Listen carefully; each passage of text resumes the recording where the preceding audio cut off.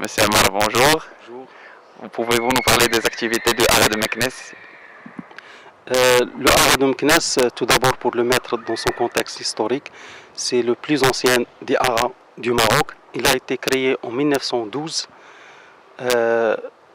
et c'est le plus grand haras du royaume.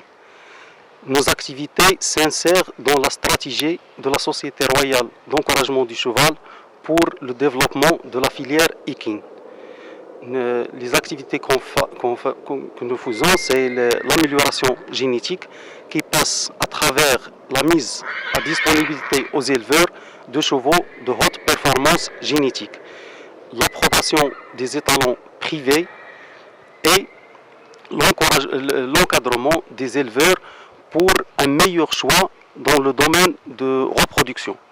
Et ce, selon les activités visées au futur. Nous avons les chevaux de course, les chevaux d'endurance, les chevaux de saut d'obstacle et les chevaux de tourisme équestre et finalement les chevaux de modèle et allure, les chevaux de show.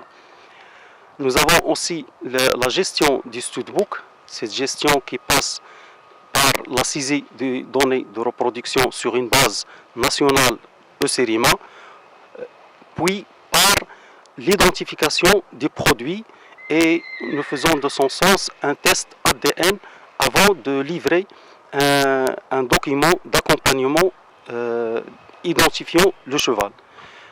Le studbook du Maroc il est reconnu à l'échelle internationale.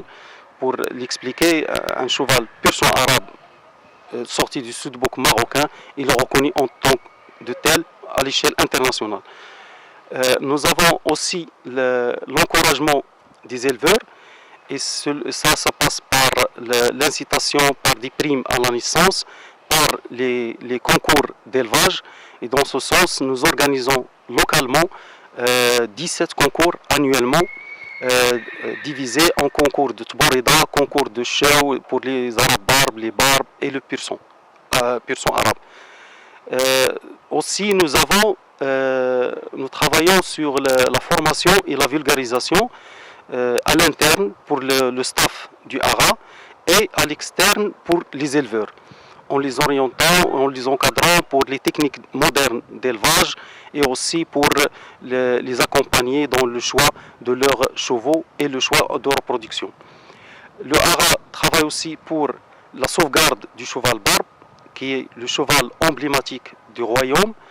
Et dans ce sens, nous avons des incitations pour les primes, nous avons des concours, mais aussi nous avons installé cette année une unité de transfert d'embryons. Cette unité permet de multiplier par 2 ou par 3 le nombre de produits chaque année.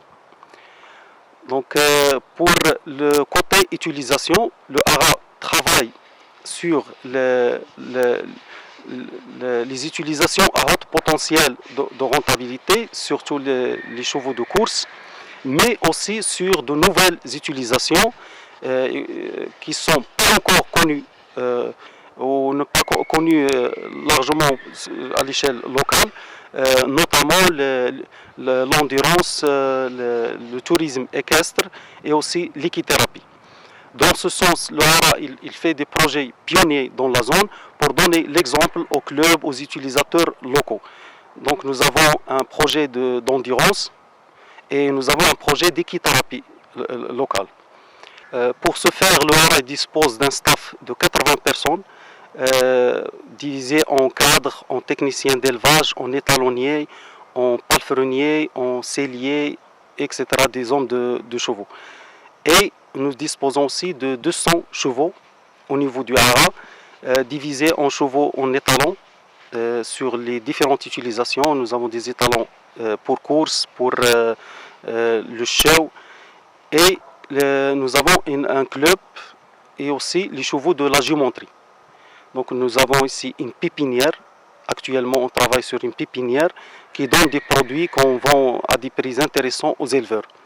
Et futurement, l'utilisation du transfert d'embryons va être au profit aussi des chevaux des éleveurs.